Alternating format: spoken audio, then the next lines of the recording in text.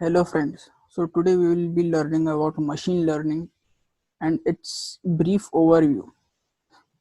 This is a joint effort by Intellify and NSS IIT Delhi. So let's begin. So a basic question in our mind is what is machine learning, right? So we'll be starting by seeing some use cases where machine learning is used in our daily life and which industries currently use machine learning for solving everyday life purposes. So everyone must be familiar with Google. They have somewhere searched on Google in their life. I think no one is there which who has not used Google in their lifetime. Okay, so Google is an example of an industry which uses machine learning algorithms tremendously in their search results. Google company is not possible if machine learning was not there. They kind of predict the search results by using machine learning algorithms. They sort the results, the websites, by using complex machine learning algorithms. Okay, and another example for machine learning use is photo tagging in iPhoto, which is a software of Apple Industries. So photo tagging is basically naming the people, first of all recognizing the face of the person and then predicting their name. Similarly, with the Facebook photo tagging and photo review, it is also done by machine learning. Okay, and the second thing we'll see is robotics. Everyone must be having a robotics lab in their schools or colleges, right? So robotic also uses machine learning algorithms like reinforcement learning, um, to learn things from us. First, robots see us doing things, and then they learn from the things which we do so that they can mimic us, right? So how a child learns from his parents, similarly a robot learns from us. Basically it learns from the data provided by us. Okay, so you can see in this picture the a robot cleaning the house by sorting out toys and all. Okay, oh, sorry. In this picture there is a robot cleaning, doing the everyday course of cleaning the house and all. Similarly in this picture, in fact robots are at a much higher level than us. Means they can do things much better than us. They learn from the mistakes, and one a time comes when the robots will will be more precise than humans. Okay, and then you have played the game of chess in your mobile phones or computers. When you play human versus computer, you may think that the computer is is, has far intellectually strong than us. So that's possible because of machine learning. It learns from its previous mistakes and the data provided. In fact, the programmer who has made the machine learning algorithm for the chess game is not we can say is not an expert in the playing of chess, but the data which the algorithm collects, it learns from the data, and after learning from the mistakes, the robot learns to play the chess better than many chess experts. Okay, so now we will see the basic definition of machine learning provided by Arthur Samuel in 1959. So what is machine learning? It is basically the field of study that gives computers the ability to learn without being explicitly programmed. Means what I've told is that a baby, the example of a baby sees his mimics his parents and learns various things by his own. No one, when a child is born, he doesn't know anything, but he learns from the things going around his surrounding. Similarly, a machine learning program learns from the data provided to it. No one provides the like when it is made, it doesn't know anything, but after learning from the data, it slowly learns how to do work better. So the game of chess we saw before was made by Arthur Samuel, and in fact he was not an expert in the playing chess, but the algorithm which he made was so superior, and we can say इतना अच्छा खेल पाता था कि experts को भी हरा देता था. एक टाइम ऐसा आ गया था. हाँ, पहले एक समय था जब ह्यूमंस के कंपैरिजन में लो था, लेकिन एक समय ऐसा आ गया था, वो डेटा इतना इकट्ठा कर लिया एल्गोरिथम ने, ये एक समय एक्सपर्ट्स को भी हरा देता था. तो आप सोच सकते हैं कि मशीन लर्निंग में कितनी कैपेसिटी होती है एल्गोरिथम में, right? So, well, that was an informal definition for machine learning, and then Tom Mitchell in 1998 proposed something सही ढंग का मशीन लर्निंग का डेफिनेशन उसने प्रपोज किया. So we'll understand the definition, and it is quite important to understand it. A computer program is set to learn from experience E with respect to some task T and some performance measure P. If its performance on T as measured by P improves with experience E. Okay. So आप 5 second के लिए सोचिए, फिर हम discuss करेंगे.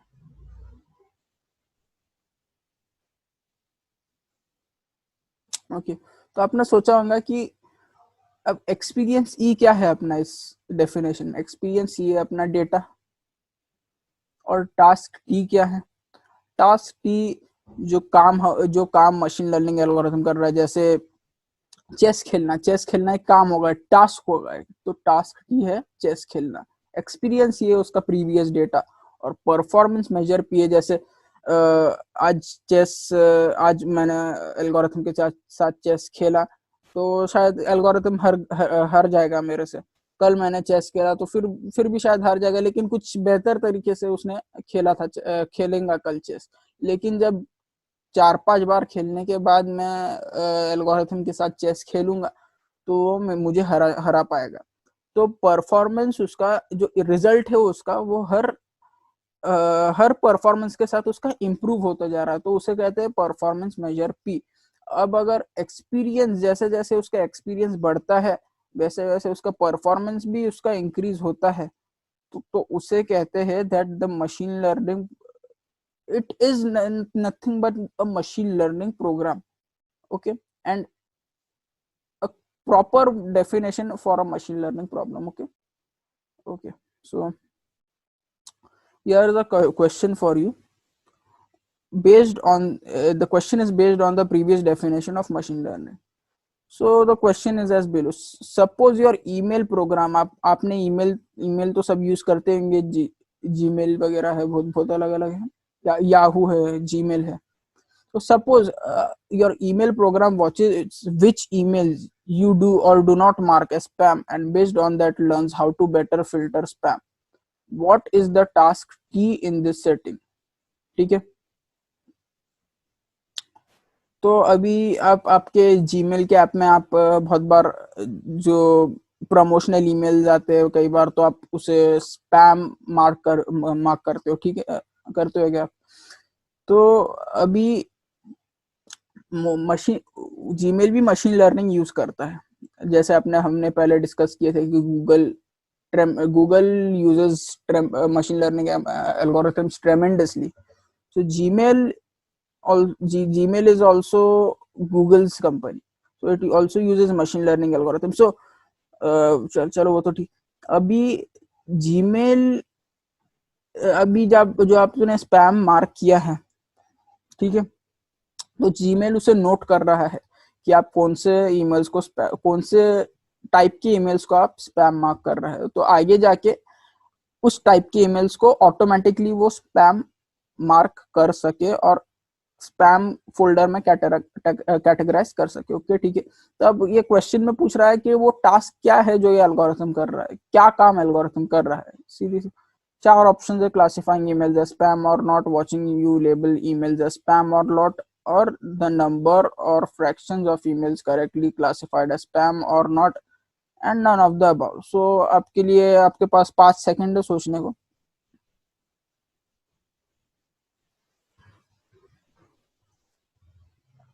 Okay, आपको अब answer मिल ही गया होगा। अगर आपने सोचा है फर्स्ट ऑप्शन तो आप सही है। क्लासिफाइंग ईमेल द स्पैम और not, this is the task T which the algorithm is doing.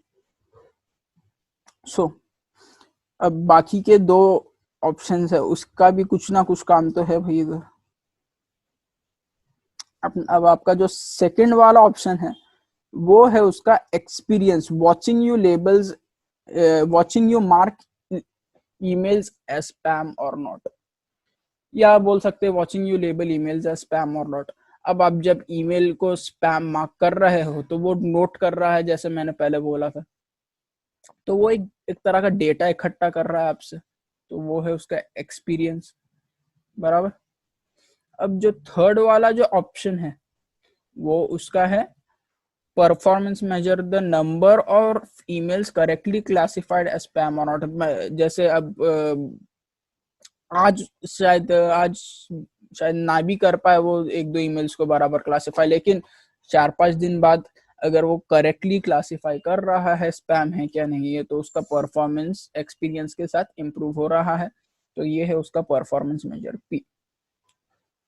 तो हम अभी नेक्स्ट नेक्स्ट स्लाइड पे जाते हैं। तो मशीन लर्निंग एल्गोरिथम्स बेसिकली कई तरह के होते हैं। उसके अंदर बेसिक आप जो सीखेंगे वो है सुपरवाइज्ड और अनसुपरवाइज्ड। ये पूरा खेल मशीन लर्निंग एल्गोरिथम्स का है, दो एल्गोरिथम्स बेस्ड है, सुपरवाइज्ड और अनसुपरवाइज्ड। ये दो एल्गोरिथम्स के बारे में हम डेप्थ में जाएंगे नेक्स्ट क्लासेस में। So basically in supervised learning data is provided with the answers. In short, questions and answers are provided to the algorithm, but in unsupervised learning there is no answer provided. We'll learn about it in the later videos. And the other machine learning algorithms are reinforcement learning. The reinforcement learning is used in robotics generally, and recommender systems like in Amazon. There are many product recommendations, so it uses machine learning algorithms for its recommender systems. Okay. Then we'll see the future and scope of machine learning. In the image right above, you can see that in 2018, 71% of the tasks were done by human and 29% were done by machine.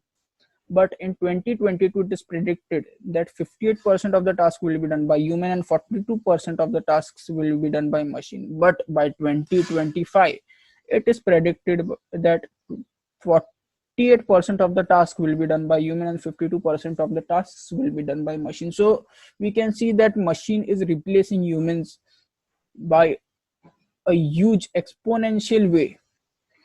सो भाई हमें इतना अंदाजा तो लगा सकते हैं कि अभी मशीन्स अगर ह्यूमंस को रिप्लेस कर रहा है तो जॉब अपॉर्चुनिटीज लॉस्ट हो भी सकती है और क्रिएट भी होगी एक तरह से।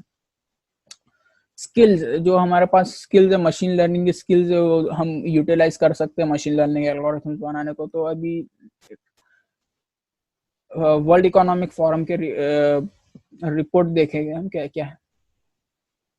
The global machine learning market was valued at $1.5 billion, approximately 11,000 crore, 11,000 crore in 2017, and is expected to reach $20.83 billion, approximately it is 1,46,000 crore or 1,45,000 crore into 2024, growing at a rate of 44.06%. Between 2017 and 2024। तो हम देख सकते हैं कि 7 साल में 44.06% rate से grow हो रहा है। मतलब आप अंदाजा लगा सकते हैं कि कितना फास्ट ग्रो हो रहा है। Projected to grow at a compound annual rate of 42.8% from 2018 to 2024. The global machine learning market will worth $30.6 billion dollars में है। अब अगर इंडियन रुपीस में कैलकुलेट करें तो 2,10,000 करोड़ तकरीबन आता है इन 4 years। And it is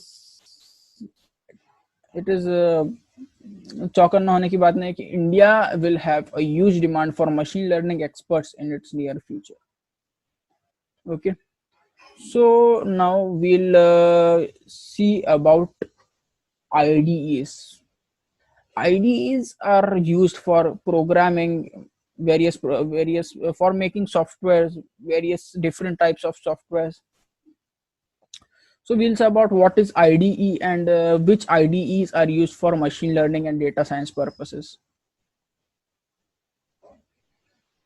So what is the full form of IDE? IDE is nothing but integrated development environment. So integrated development environment is nothing but a software application that provides comprehensive facilities to computer programmers for software development. And IDE normally consists of at least a source code editor. ये basic components है. A source code editor, built-in automation tools, and a debugger. अब automation tools और source code editor और debugger, ये 3 basic components है जो जज करता है कि आईडीई किस चीज के काम आने वाला है। अब जैसे अगर बिल्ट इन ऑटोमेशन टूल्स अगर मशीन लर्निंग पीपल को अगर सूट करता है तो वो आईडीई फिर मशीन लर्निंग कैटेगराइज होता है कि मशीन लर्निंग में ज्यादा काम आएगा। सब आईडीज का पर्पस अलग अलग होता है, हम आगे देखेंगे। तो मशीन लर्निंग के लिए जैसे ग्राफ्स दिए वाला साइड पे दिए हैं, ये दोनों भी ग्राफ्स है जो मशीन लर्निंग आईडीईज, कौन सा आईडी मशीन लर्निंग में यूज होता है उसका मार्केट शेयर बता रहा है। Okay, so we can see from the graph below that 57% market share है data science and machine learning में जुपिटर का। उसके बाद में आता है पाईचार्म 35% से, जो कि बहुत बड़ा डिफरेंस है। उसके बाद आता है spider, visual studio code, Sublime text, atom और बाकी बहुत सारे। तो हम देखते हैं कि जुपिटर सबसे लीड कर रहा है। तो हम हमारे एल्गोरिथम्स, मशीन लर्निंग एल्गोरिथम्स और डेटा साइंस का काम करने के लिए ज्यादातर हम जुपिटर का यूज करेंगे। और बाकी सारा कई एडिटर्स है, आईडीज है, जैसे notepad plus plus, visual studio code, वो भी हम देख लेंगे। विजुअल स्टूडियो कोड एक है जो वेबसाइट डेवलपमेंट में ज्यादा काम आता है, notepad plus plus, visual studio code, क्योंकि जैसे हमने डिस्कस किए थे कि हर आईडी अलग अलग प्रॉब्लम्स को सॉल्व करते हैं। तो visual studio code website development के लिए ज्यादातर सूट होता है, website developers VS code prefer करते हैं और डेटा साइंस स्पेशलिस्ट में जुपिटर प्रेफर करते हैं। तो हम एक ओवरव्यू देख लेंगे, जुपिटर यूज करके देख लेंगे थोड़ा कैसा है। ओके, तो मैं ये स्लाइड एग्जिट करता हूँ। पहले हम कमांड प्रॉम्प्ट में जाएंगे। हमारा जुपिटर नोटबुक टाइप करेंगे, नोटबुक,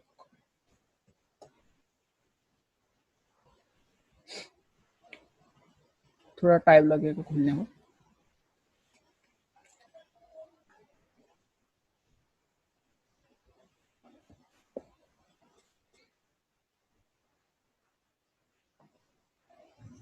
ओके, तो एक न्यू विंडो में जुपिटर ओपन होगा।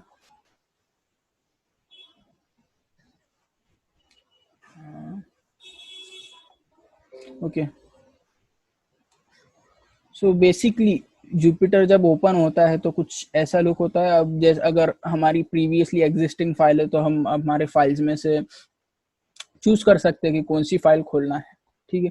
अगर हमें न्यू फाइल खोलना है तो इधर राइट साइड पे टॉप पे एक न्यू का ऑप्शन है, न्यू दबाएंगे हम। पाइथन कौन सी लैंग्वेज में हमें नोटबुक चाहिए, मेरे पीसी में जैसे पाइथन 3 इंस्टॉल्ड है तो मैं पाइथन 3 चूज करूंगा, पाइथन 3।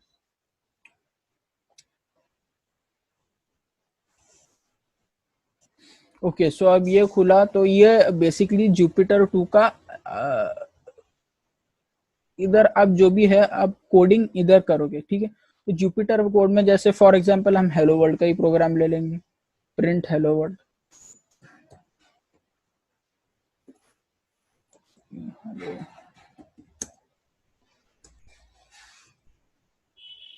शिफ्ट प्लस एंटर दबाने से भी रन होगा, या तो सेल और रन सेल्स करेंगे तो भी आप रन कर सकते हो। आपके पास अलग अलग तरीके। मैं शिफ्ट प्लस एंटर दबा के रन करूंगा अगर। ये हेलो वर्ल्ड प्रिंट होगा। अब और एक एग्जांपल ले लेंगे हम, फॉर आई इन रेंज 3 ले लेंगे। Okay sorry, print hi. तो अभी हाई 3 बार प्रिंट होगा हमारे प्रोग्राम। Error, sorry.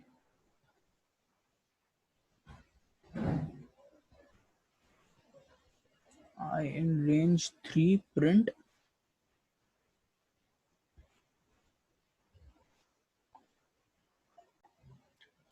ओ, हमने एक्सक्लेमेशन इन्वर्टेड कॉमर्स डालना भूल गया था। अब ट्राई करेंगे। अभी रेंज 1 डाला है इसलिए एक बार प्रिंट होगा। अगर मैं रेंज 3 डालता हूँ तो 3 बार हाई प्रिंट होगा। तो जैसा हम देख सकते हैं कि जुपिटर 2 में अलग अलग सेल्स है जिसमें हम हमारा डेटा साइंस का कोड का अलग अलग जो एल्गोरिथम्स है वो हम डिफरेंट सेल्स में हम लिख पाते हैं और डिफरेंट सेल्स में हम रन कर सकते हैं। और ये बेसिकली इसके अंदर जो बिल्ट इन फंक्शंस है, ऑटोमेशन टूल्स है, जैसे हमने डिस्कस किया था, इसका डीबगर है वो सूट करता है हमारे मशीन लर्निंग के प्रोग्राम्स को। और हम एक और नोटपैड प्लस प्लस एडिटर देख लेंगे कैसा होता है बेसिकली। नोटपैड प्लस प्लस,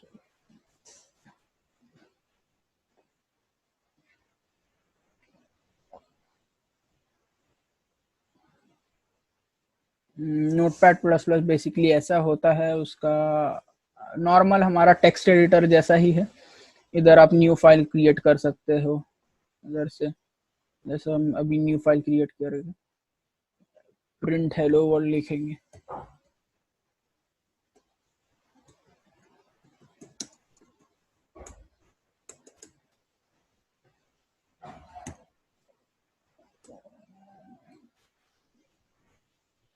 और इसे डॉट पाई नाम से सेव करने के बाद नोटपैड प्लस प्लस इंटरप्रेट कर लेंगे कि ये पाइथन का प्रोग्राम है।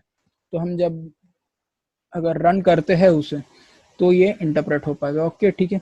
अब हम वीएस कोड भी एक देख लेंगे कैसा है, वीएस कोड कैसा लुक्स है। और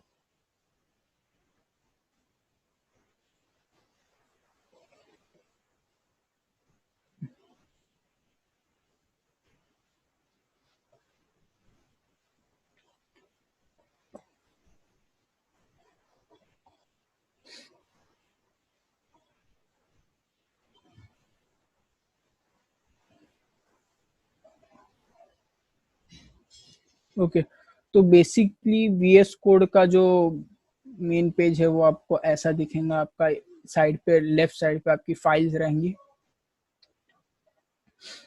ये आपके लिए एग्जाम्पल, अब जैसा अभी मैंने ये address edit dot H T M L select किया मैंने, तो ये मेरा पूरा एच टी एम एल का कोड आ गया। इंडेक्सिंग वगैरह वो सब पूरा ऑटोमेटिकली हो जाती है इसके अंदर। तो वेबसाइट डेवलपमेंट के लिए सूट होता है।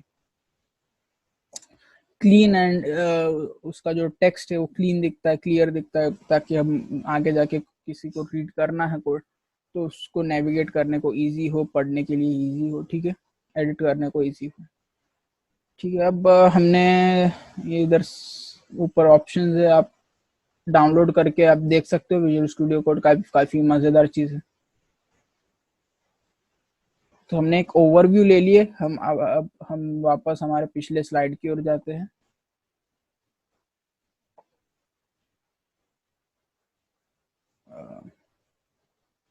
सॉरी,